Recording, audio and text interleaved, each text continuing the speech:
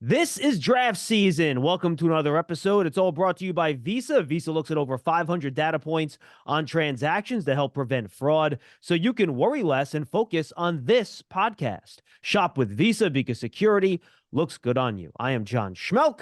I'm from the New York Football Giants podcast network. Remember, this is a draft podcast, not a Giants podcast. And to give all the draft knowledge that is out there in the ether is Tony Pauline, who covers the draft for Sportskeeda. Tony, we're a couple weeks now off of the Senior Bowl and the Shrine Game. We're a couple weeks prior to the NFL Combine. We're in Super Bowl mode, kind of.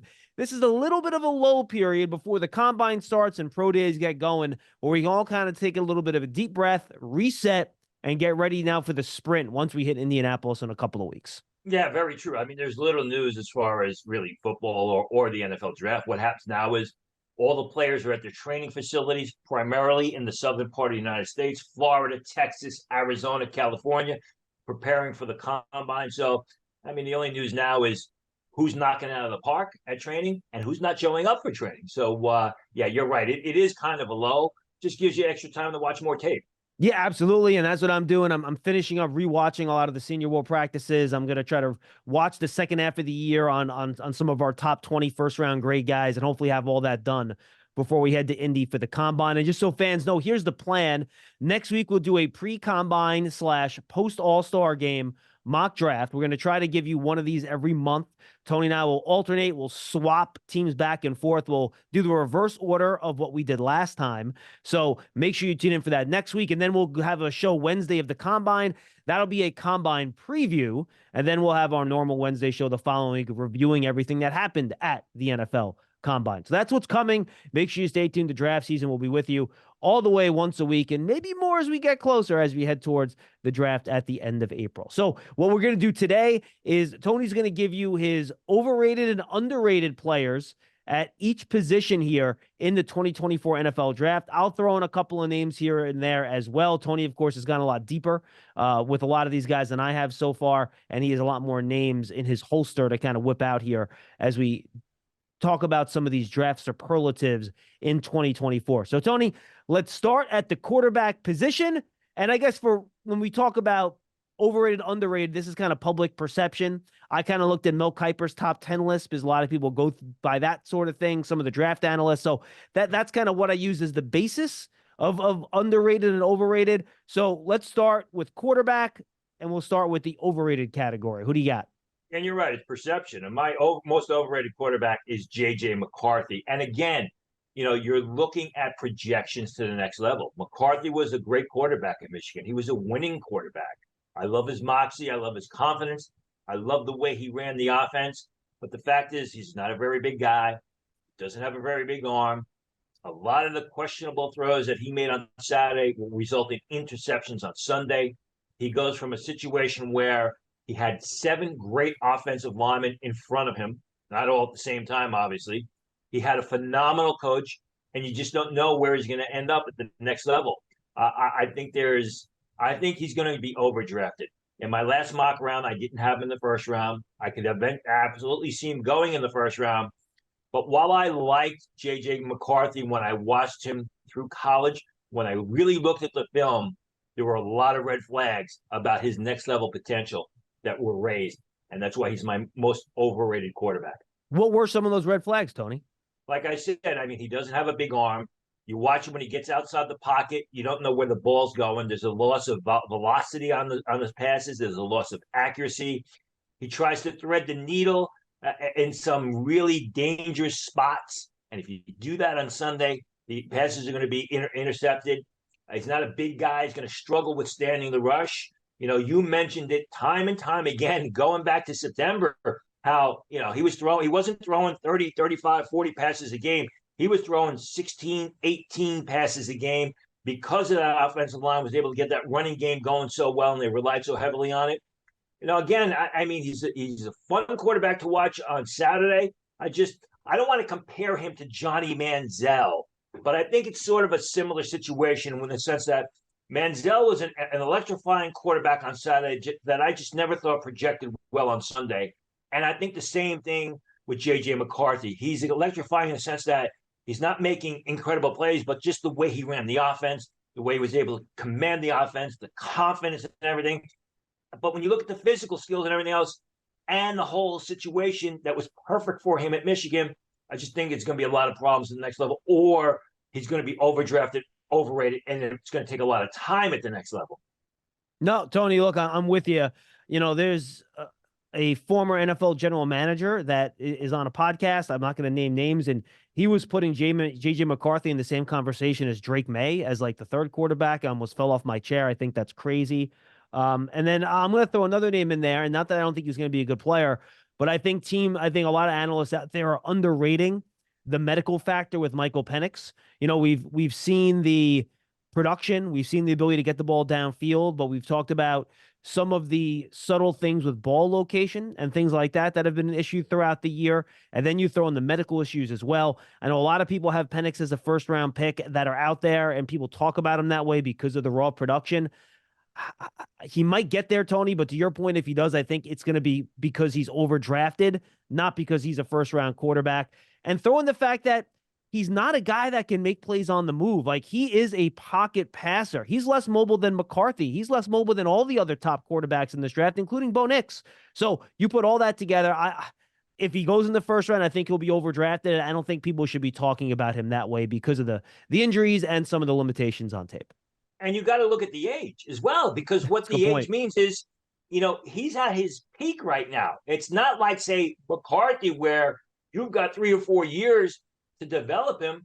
3 or 4 years down the road, Michael Penix is going to be 30 years old. So it's he doesn't have a large time frame, and that's why when they talk about overage players, overage rookies, it's the fact that there's not a lot of time span. They've likely hit their peak on the field.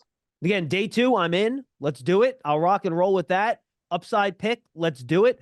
I just think the first-round pick might be a little bit steep unless you're getting him at the very end of that first round to try to get that 5th year on the contract. So, underrated, Tony. You have a quarterback here that I don't think we've mentioned so far on our podcast here. So, who do you got? And we wouldn't, because he barely played last year. Ben Bryant. Ben Bryant in 2021 was a very good quarterback at Eastern Michigan. He transferred to Cincinnati, had a phenomenal year at Cincinnati.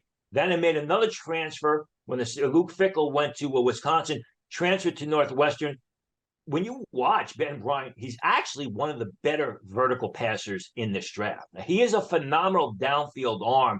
The Cincinnati tight ends, they had 2 tight ends there that were very talented in 2022. They suffered because Bryant kept throwing the ball downfield at their expense. Sometimes he shouldn't have done that. He's a great vertical passer. The problem with Ben Bryant is he's been injured a lot. Entering the 2022 season, scouts had him as a second-day pick. He had concussions at Cincinnati. He had issues. I think he only played 7 or 8 games this year at Northwestern. He's not going to be drafted. But if he gets back to health, I mean, you're getting a guy that's got a great vertical arm, great passer, accurate vertical arm that no one's talking about primarily because of injuries. And, it's funny that you mentioned Michael Penix being overrated because of the injuries. I think Ben Bryant, who's probably going to fall out of draft, is underrated because he hasn't been able to play all that much because of the injuries. All right, let's go to running back here, Tony. And this guy is 3rd on Kiper's running back positional ranking board right now. And you think he's a little overrated?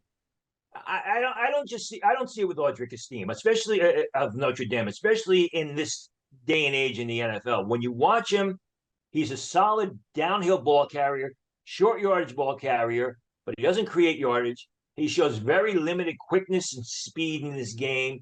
Doesn't have much of a burst. He's an average pass catcher out of the backfield. And he also runs with a bit of an upright style, which is not a good thing for a downhill ball carrier because you're taking a lot of hits. You're exposing yourself. I just don't. People are talking about him in day 2. I think he's a day 3 guy because he's simply one-dimensional. 3rd and 2, goal line situations, yeah, you're going to bring him on the field. 1st and 10, I don't know what you do with them except have him stand on the sidelines. He reminds me of A.J. Dillon a little bit in Green Bay, right? I think of a very similar type of player. So I think a role player, but I think we saw this year when Jones was hurt and Dillon had to be the number 1 back, that running game did lack juice. And I think that's what you'll be looking at in a situation if Estime is your starting running back, correct? Yeah, and I mean, everybody look, what type of back was A.J. Dillon? He was a much more productive power downhill ball carrier at Boston College than Esteem was at Notre Dame. And again, 20, 25 years ago, yeah, I could see him being rated highly. In this day and age of the NFL, I think he's a bit situational, one-dimensional, as you say, role player. All right, I'm going to go overrated here, and I'll probably get the Michigan heads mad at me here. I'm going to go Blake Corum, and I do think people, because of the national championship, and understandably so, he was their highest usage player on offense. They're going to, try to put him higher in the draft. But I think as good of as a player as he is, and the tape is good. I'm not killing his tape. He's a quality player, has great vision, has some good side-to-side quickness. I just think once we get to the combine, Tony, and we see height, weight, and speed numbers, I think that's going to be a problem for him.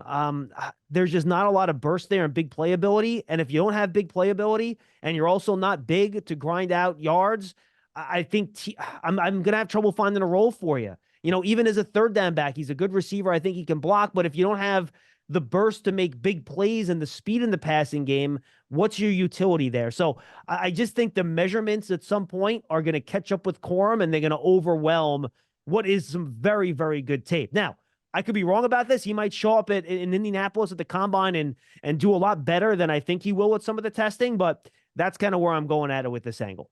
Well, I mean, the height is the issue. Right? He's going to be 5'7", unless they put him on a stretch board and try to figure out a way to stretch him out to 5'10" the past couple of weeks. You're not going to get past that. And, it's a problem sometimes. Yeah, he can get lost behind his offensive lineman, but he can also get lost when the quarterback's trying to throw him the ball. He's going to need space to work as a pass catcher. I mean, I love him as a player. I agree with you. I think he's a situational role type of guy, but I think like all the running backs in this year's draft, you're not going to have one selected until the late part of round 2, maybe round 3. No, I'm with you. How about your underrated running back, Tony? And it's a similar situation. Bucky Urban. I think, he's smaller than Blake Corum, but he also adds the element of being able to run around the perimeter, run around the outside. He is a sensational pass catcher out of the backfield. They use him as a downfield threat. They line him up on the flanks, and he does a great job. When he runs on the inside, Blake Corum, when you watch him running the inside, he's tries to do more of a power running inside. You watch Bucky Urban run on the inside. He pick and choose his spots. He sees the lane. He makes the defenders miss. He creates yardage, which is what he's going to have to do just out of self-preservation because he's not a bigger guy. But again, I think when you're looking at Bucky Urban as a third-round choice, with the versatility of his game, with the fact that, in every situation except maybe short yardage or goal line situations, you can use Bucky Urban. That's why I have him as underrated. All right, I'm going to give 2 quick names here, and I'll be fast on these 2 because I think, to your point, all the running backs here are situational, and I think these 2 guys could be pretty useful situational backs. One is Dylan Laub from New Hampshire, who we saw at the Senior Bowl. When I went back and I rewatched some of that practice tape, he was beating quarterbacks, Tony, in the passing game, like over the top. He could, I've heard, I'm not going to steal credit for it because somebody else used this comp for him. He could be a Danny Woodhead type of player, where I think he could catch 80 balls as a third down back. We'll see about the pass protection part of that. But I think as a receiver, he can really find the role here in the National Football League.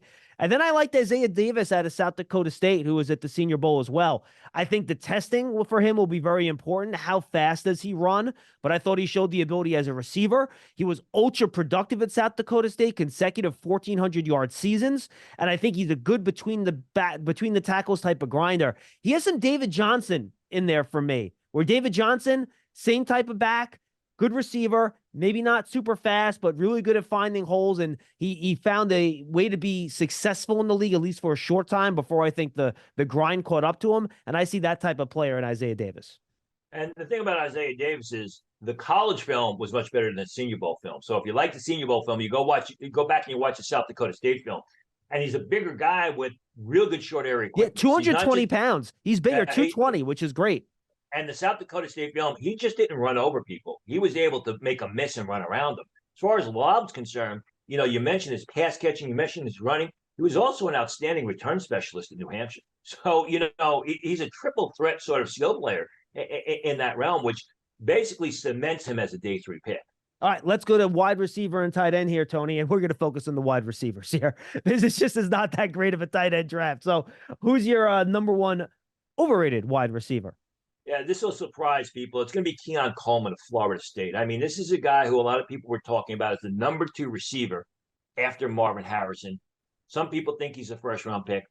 When I watch him, when I really break down the film, I see a longer guy. I see a guy who makes a lot of special catches, a guy who comes away with a lot of tough receptions. Physical player too down the field, right?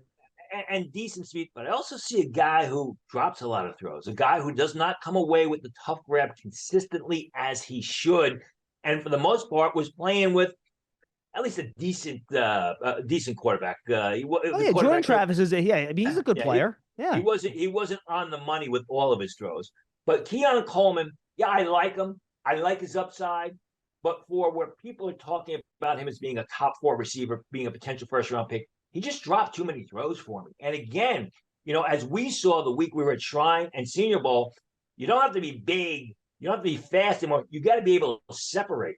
And when you watch Keon Coleman, yeah, he found the open spot in the field, but a lot of times he was just winning out for the contested grab. So, I like the player. I'm just not in love with him the way a lot of people are. And Tony, I think we were on this pretty early this year. If you go back, I think in October, we had a wide receiver episode. We talked about this.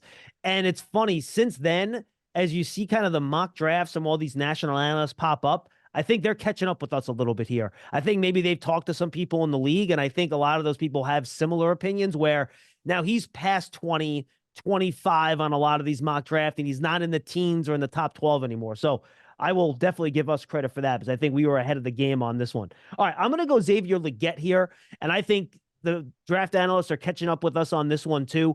I was really disappointed that he only measured 6'1" at the Senior Bowl.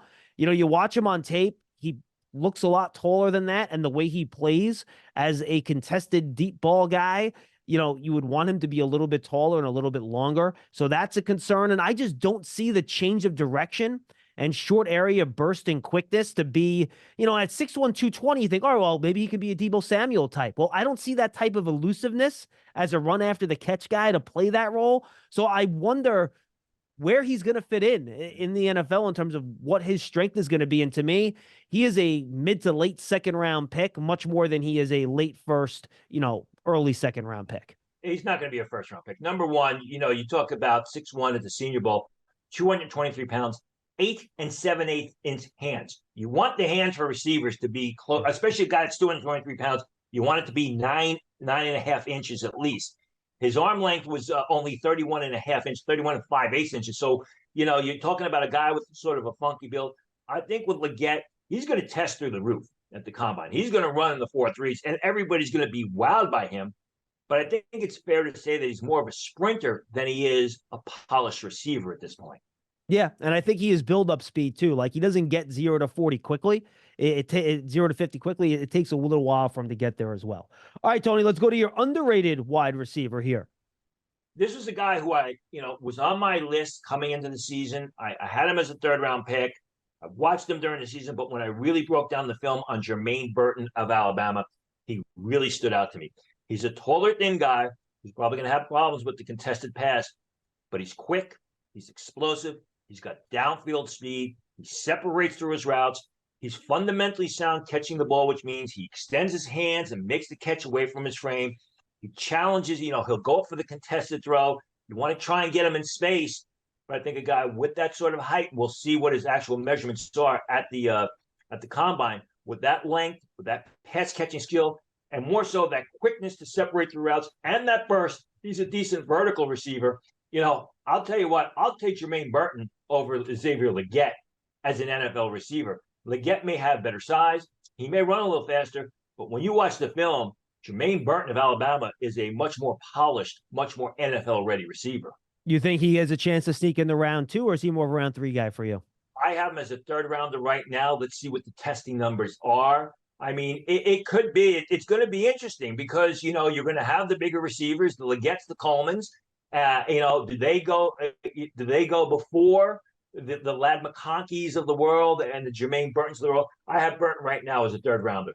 All right, I'm going to go Roman Wilson here, and this is the inverse of the J.J. McCarthy conversation, right? Where he's hurt by not getting a lot of reps, and I think Wilson is underrated because he just hasn't gotten a lot of reps in terms of targets because Michigan doesn't throw the ball a lot. And we saw him at the Senior Bowl. You couldn't cover him. You go back and you looked at his college tape heading into that game, and I did that. He gets open, Tony. He's fast. He's going to run in the low 4.4s, if not high 4.3s.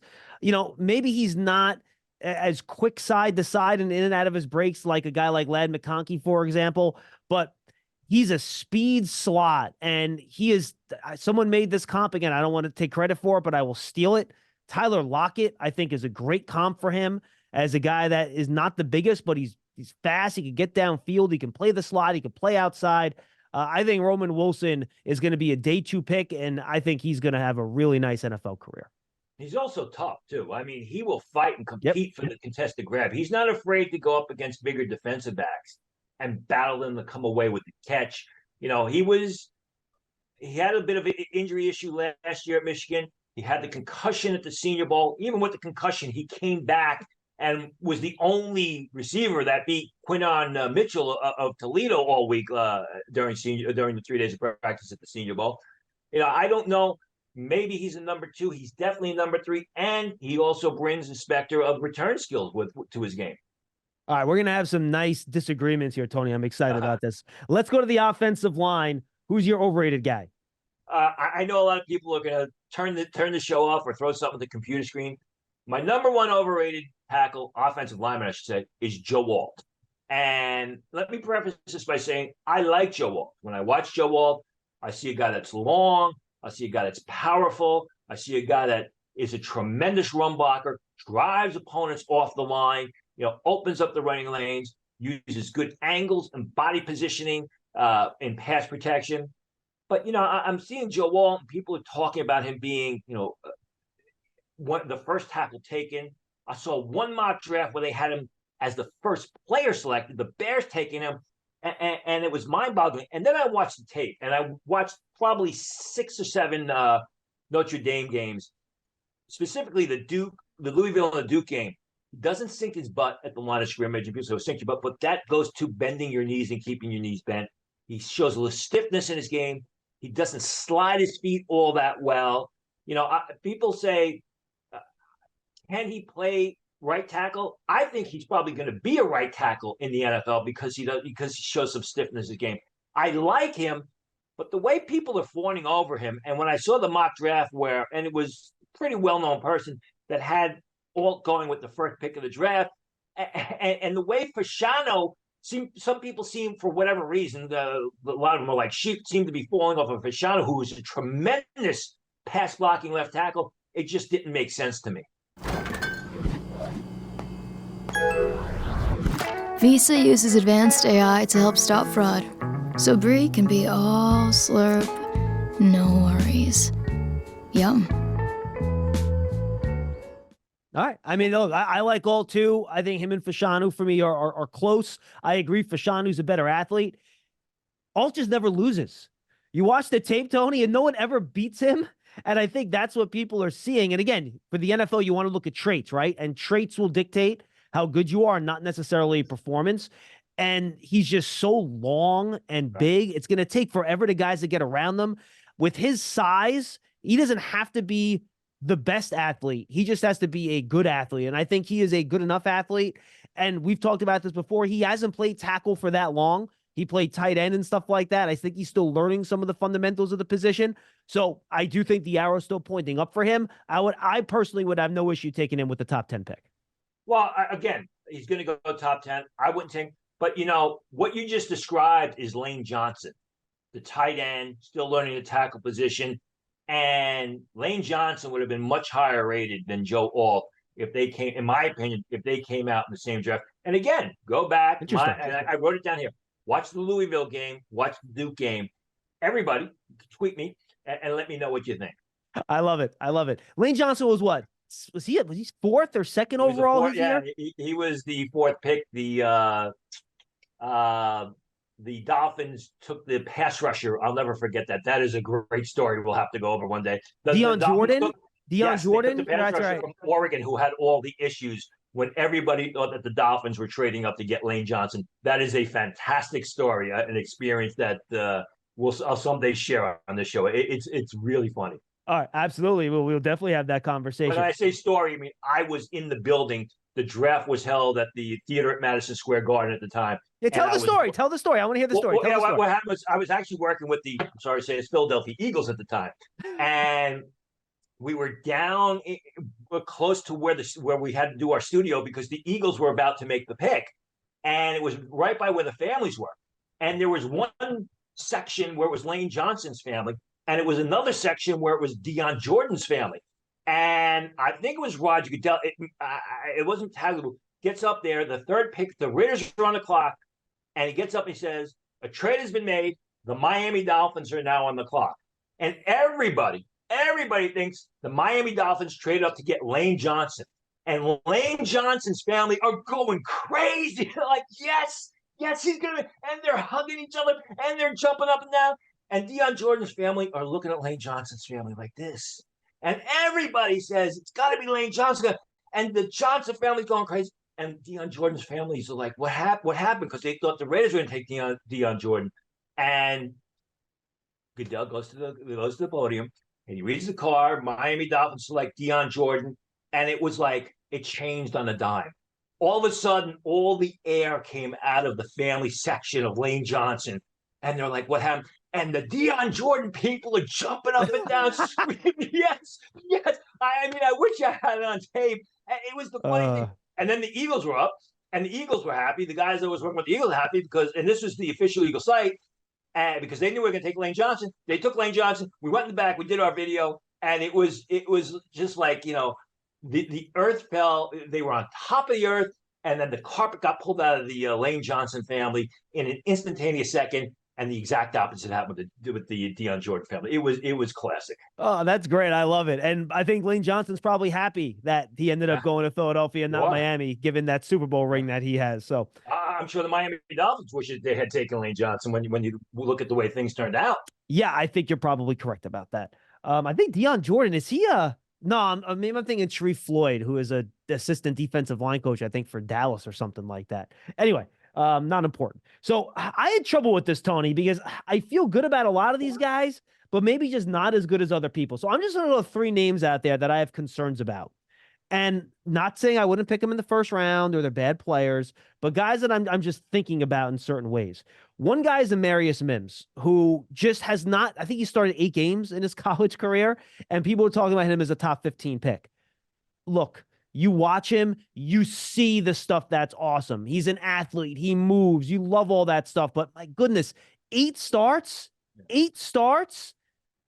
that's a lot to ask for a top 15 pick. Why don't you go on Mims, and then I'll hit my other 2 guys. I agree with you. I mean, I think he started 6 games. I think he played in 6 games last year. So you got to, if you're doing Georgia film, you got to make sure that you get specific Georgia film if you're doing the whole team, because Mims there. Now, like you said, when he's there, when he's on the field, he's terrific. Fundamentally sound, moves well, outstanding power, good pass blocker, a natural right tackle who may be able to move over to the left side. But you're right. I mean, I knew of Mims coming into the season. When I started my Georgia film this year, I had to go back to find out what games he was on. It was only like 6 games.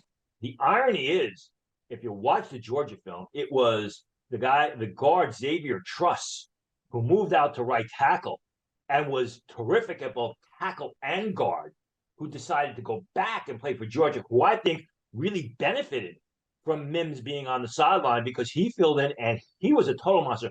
But I would agree with you. I mean, I've had Mims in the bottom half of round 1 because he plays the tackle position, because he shows so much promise. But again, I believe it was 6 games he played in last year.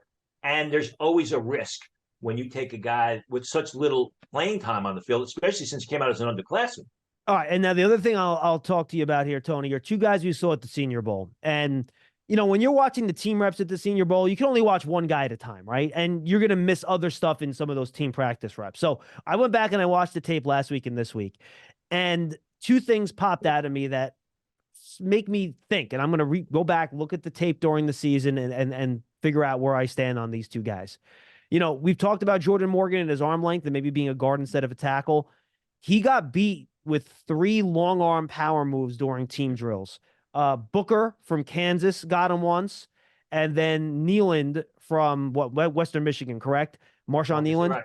He got him once. And It's exactly what you're afraid to see if you're an offensive tackle.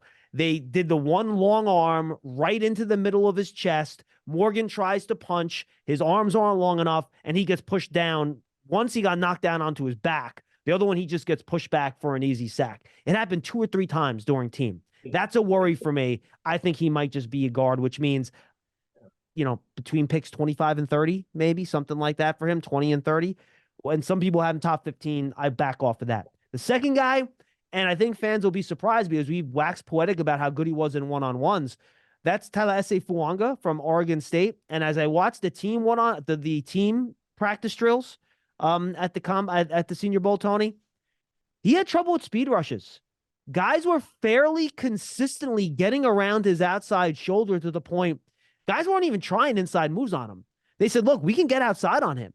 I saw Adisa Isaac do it. Yeah. I saw Booker do it. I saw Nealon do it. So I do worry about his range a little bit, getting out on his kick slide against some of these speed rushers in the NFL. I'm not positive about it. I need to go watch some more of his tape to see how many reps he had against really good speed rushes during his regular season, because I did see some stuff in Mobile that did worry me a little bit for a guy a lot of people have as a top 12 selection. Especially with the news that the Jets really like him. The Jets are sitting there at 10 now. Adisa Isaac, to his credit, had a great practice that day because you watched that practice. He not only beat Fuanga, he was also beating Roger Rosengarten around the edge that day. And we were there live watching. And that's why Fuanga's strictly a right tackle. I mean, he's got some mobility. He may be able to use him in his own blocking system, but he's more a power run blocking guy that has to work on his pass protection. I agree with you about Jordan Morgan. I mean, Jordan Morgan seems like a guy. You talk about him as a guard. I like him as a zone blocking guard. He needs a running start, basically, to get for his blocks. There are some teams, like I know the Arizona Cardinals, who like him at tackle. But you're right. I mean, the arm length and the fact that he was getting beat a variety of ways that you didn't expect him to get beat, around the edge, through power, getting knocked back off the line. And it was a major red flag. I jokingly said to somebody in his team after Wednesday's practice, tell the coaches to move him inside the guard so we get to see him at guard. They really didn't take that half sarcastic comment all that well, but we'll see what happens. I think with a left tackle, my belief is you play him at left tackle until he proves he can't play left tackle. Sure. Jordan Morgan, I liked him. I still think he can go slide into the late part of round 1. He's got a lot of upside. But based on Senior Bowl, what we saw is going to need a lot of work. All right, who's your underrated offensive tackle? You mentioned Amarius Mims, being overrated because of lack of experience. And Mims played 7 games. I checked it out while we were talking. 7. That's why I think Matt Goncalves of Pittsburgh is underrated. Played left tackle. You watch him. He's strong. He's a terrific run blocker. He's got excellent agility. Can slide off the edge. I like this tape a lot. I watched it head into the Shrine Bowl. I thought his tape was excellent. Only played 2 games this year, had a toe injury, which had to be operated on, which is why he was out. He was also good in 2022. I had him coming into the season. I had him as a 3rd-round pick off the 2022 film. And the first couple of games when he was on the field this year, he also played very well. Not just an on-the-line of scrimmage type of blocker, can get out on the second level in motion. And I think what's going to happen is because he only played 2 games this year, he's going to be downgraded. But somebody in that 3rd round, maybe 4th round, is going to get a steal with Goncalves. No, I'm with you, Tony. I'll throw 2 guys out there. I'm with you. I think he's going to be a good offensive tackle in the league. He could be an average starter. And I think he played right and left, too, if I recall. Correct? I think in his career in college, if I'm not mistaken. Yeah, correct. So he's got some versatility there, too. I'll throw 2 guys at you. One, Isaiah Adams. We talked about him a lot on the Senior Bowl show already, so I won't stay here. But again, just watching him in the team reps, just very powerful. Guys don't beat him. I think his time at tackle made him a better guard. It made him a little more agile. I think he's going to be a really good player. To me, he's a late round 3, mid round 3 type of pick. And I think he's going to be a starting guard in the league for a long time and an emergency tackle. And then Roger Rosengarten, who, I liked his play in the one-on-ones more than I did the team reps when I rewatched the Senior Bowl tape. You go back, aside from that championship game against Michigan, Tony, he had a good year. He was really good at Washington this year. He was solid all around. I think he's a very good athlete. I think he's going to test very well. I think there are just some fundamental things he needs to get better at. One thing, When he gets into trouble, he lunges and he bends at the waist. That's a problem. He's going to have to clean that up a little bit. And I think some things with his feet and his balance can sometimes get a little wonky, but he has a great punch. He'll punch you right in the chest. He'll get his hands inside. And I do think he's a pretty good athlete. I just think he needs to smooth out some of those fundamentals. Yeah, I think he's got more power than his teammate on the left side, Fanatu, who everybody loves. And he's also mobile. You watch him on the second level, and he's very effective blocking in motion. Getting back to Isaiah Adams, I think Isaiah Adams can actually slide into the late part of round 2 because Ooh, I like it. It's not a real it's an outstanding tackle class. It's not a great interior offensive line class at the top. You look at the injury to Zach Zinter. You look at the fact that Cooper Beebe wasn't at the Senior Bowl. You look at the fact that Isaiah Adams was there and played outstanding football every day for 3 days. I do think that he is potentially a second-round pick, be a perfect fit for a team like the Pittsburgh Steelers. All right, let's go to defense, Tony. Defensive line and edge. Who's your overrated player?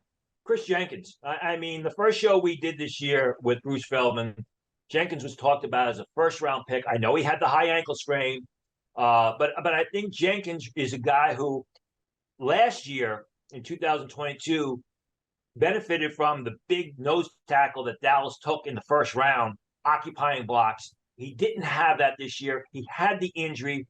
He showed flashes, but there was not a consistent high level of play. And Jenkins was a guy who, just 4 months ago, people were projecting as a first-round pick. I never had him as a first-round pick. I think you got to be careful in the type of system you play him in. I think he could be a good player at the next level, but I think you're looking at a bottom half of day 2 guy who has got to get his game back, and he's got to really start to elevate his play and play at a high level on each snap.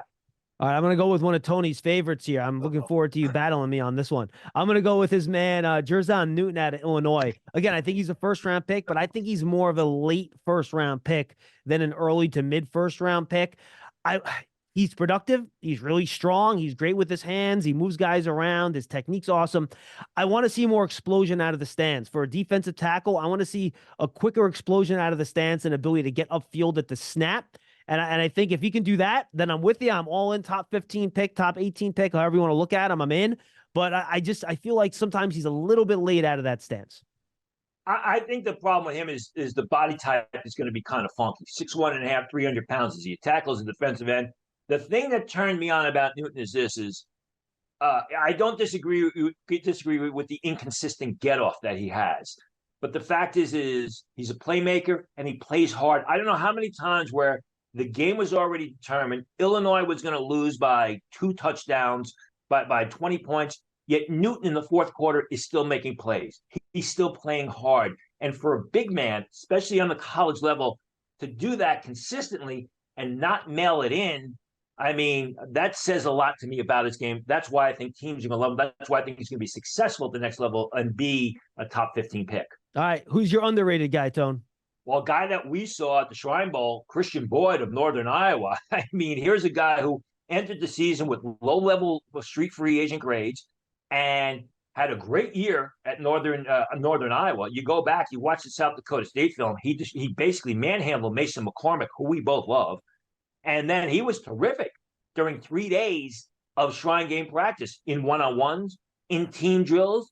Mind-boggling, he did not receive a combine invite.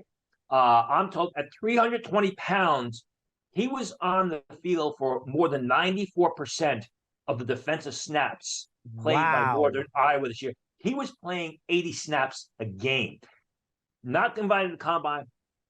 He already has 30 official pre-draft visits, 30 official 30 visits, as we call them. And he's a guy who, his story is going to be similar to Kobe Turner's from a year ago. Kobe Turner, who started the Shrine Bowl, didn't receive a combine invite, was a third-round pick for the Rams, and you saw what Kobe Turner did. He's a different sort of player as Kobe Turner. I think he's more fourth round than third round, but Boyd, who really just dominated every day of Shrine Bowl practice, is my underrated defensive lineman. Excuse me, that few we're talking about right now. Yeah, I'm going to throw a guy out there that when we watch Senior Bowl practice live, Tony, I barely noticed him. When I watched the one-on-ones over again, the night of the practice, didn't really do anything for me. Then I watched the team drills, especially the run game team stuff at the goal line and just the regular 11-on-11 team stuff. And even though he's barely 300 pounds, I thought Tyler Davis from Clemson had a really strong week against the run in team drills. He was, he would engage, move the offensive line off and make a play.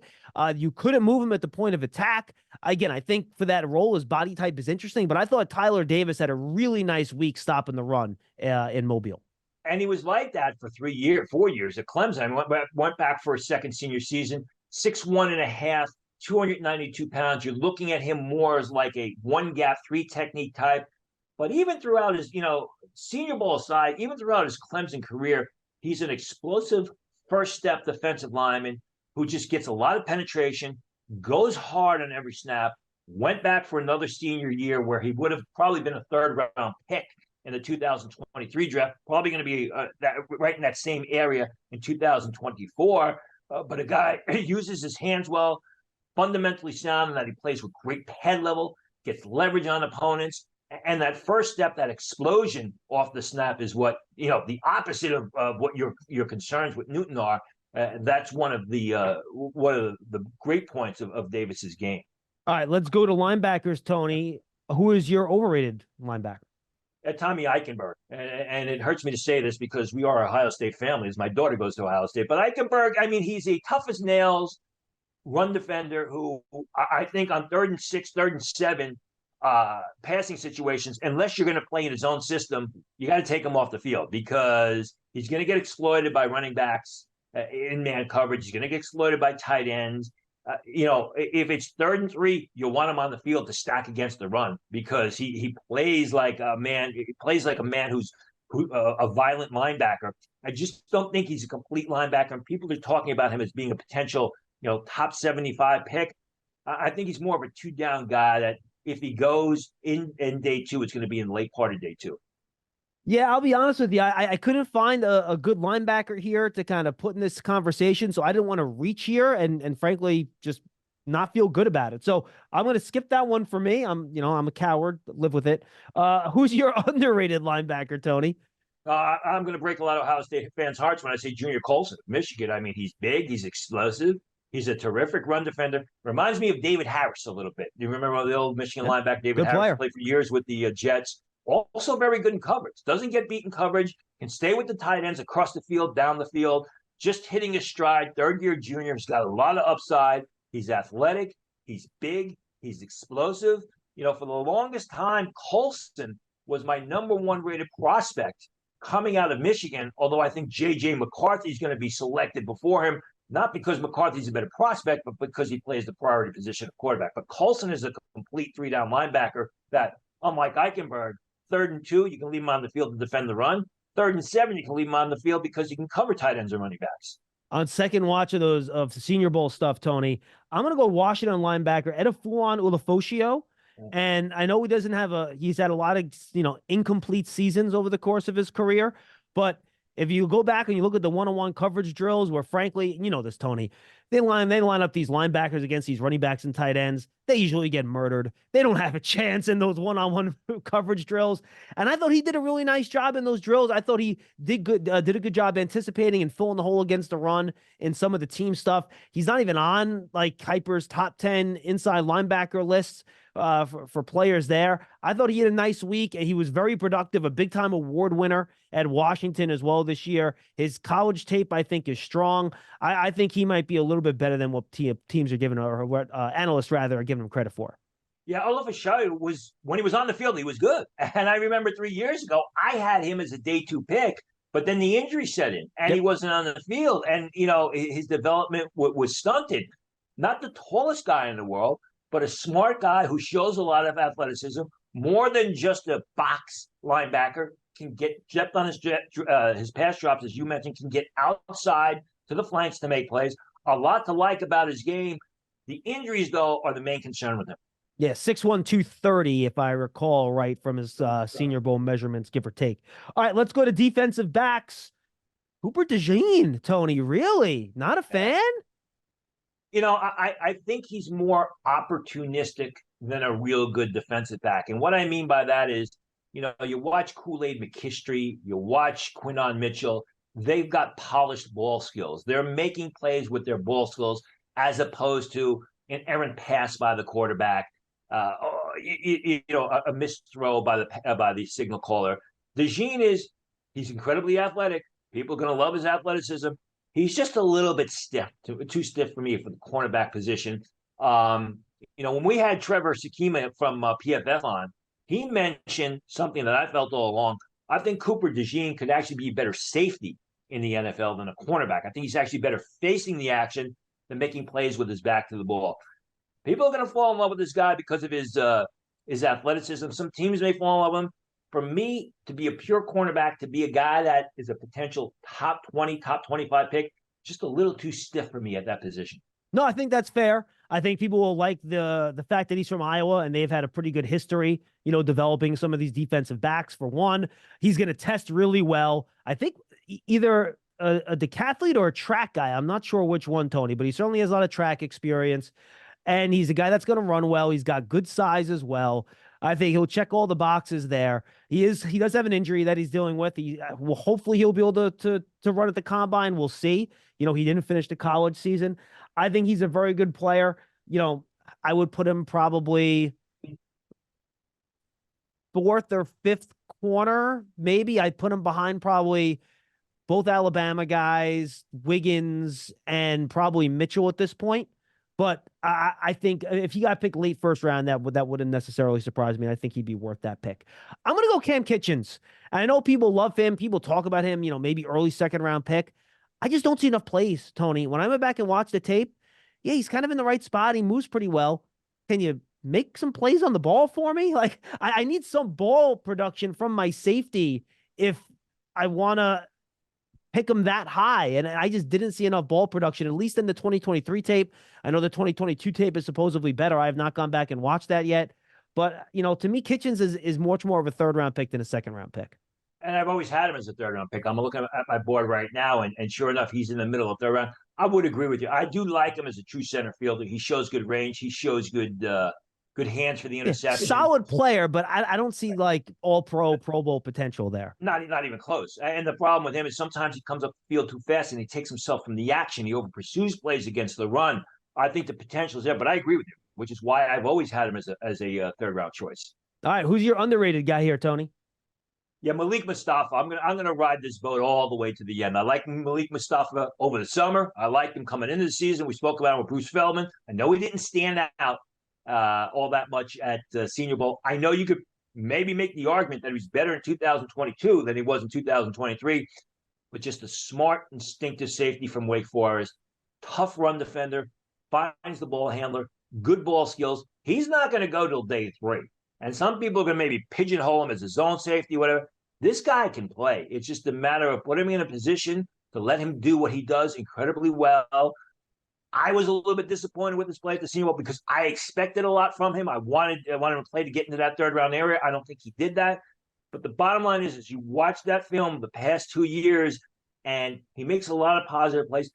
Doesn't have any bad plays. He doesn't have any mental lapses. Unlike Cam Kitchens, who I said sometimes comes up the field, takes the wrong routes against the run, gets caught out of position. You never see that with Mustafa. He's always keeping the action in front of him. He's always making positive plays, works well with the cornerbacks. I like his overall game. All right, and then my underrated two safeties, Tony, that I don't think we mentioned them in any of our Senior Bowl reports or anything like that. But when I went back and I watched the one-on-ones between the safeties and the tight ends, and look, let's be honest, you have wide receiver DB one-on-ones, O-line, D-line one-on-ones going on at the same time as like safeties versus tight ends. You know what you're not watching? You're not watching the safeties and tight ends. You're trying to watch the other two. So I thought when I went back and I watched that, I thought Cole Bishop out of Utah might have been the best coverage safety on the national team. He can move. He's sticky in coverage. I thought he was really good covering tight ends down the field. And then, and I'm probably going to butcher the name here, Kitten Oladapo from Oregon State.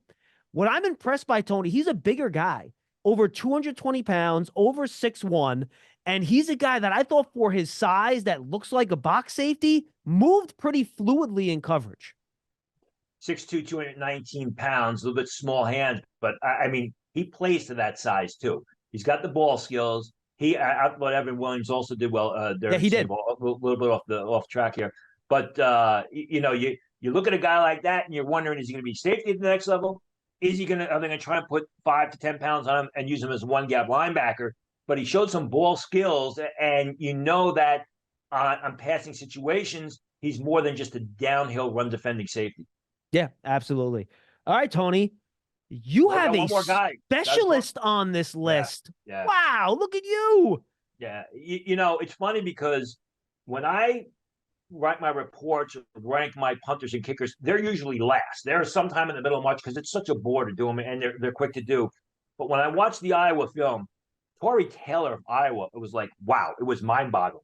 The Iowa offense was awful last year, if you remember. Yet Tory Taylor would consistently kick this team out of danger. He would flip the field, 50-yard punts every single game, has a long of close to 80 yards. A guy that, he gets such hang time on the ball. You wonder when it comes down if it's going to be wet because it went through the clouds. But he's also a good directional kicker. It's not just a guy who just boots the air out of the ball. He can kick it to the left or the right, down the sidelines. Played in Iowa. Good can kick in the bad weather. Bigger guy. He's from Melbourne, Australia. Played Australian rules football. I actually got to meet him at the Senior Bowl. I spoke with him for about 10 minutes. He's a great interview. He's a funny guy, but a guy who they were talking about. They want him to be the earliest punter in the history of the NFL draft selected. That's going to be tough because the Raiders took Ray Guy in the first round. But it's very unusual for a punter to end up as a day 2 pick. And Tory Taylor of Iowa absolutely has a possibility to be a day 2 pick in this upcoming draft. Come for the quarterback talk, stay for the punting analysis. Tony Pauline from Sportskeeda. Tony, good stuff. I look forward to our mock draft next week, and we'll swap it up this time. I'll take the odds, and you'll take the evens, all right? Sounds good, John. Look forward to it. For Tony Pauline, I'm John Schmeelk. Thanks for hanging with us today. We had a lot of fun. Of course, subscribe to Draft Season on your favorite podcast platform. Just search for Draft Season, or if you're having trouble finding it, it's go to giants.com/podcast, and all the links are there. Today's episode was brought to you by Visa. Visa looks at over 500 data points on transactions to help prevent fraud, so you can worry less and focus on your next podcast, which is hopefully Draft Season next week. Shop with Visa because security looks good on you. For Tony Pauline, I'm John Schmeelk. We'll see you next time on Draft Season.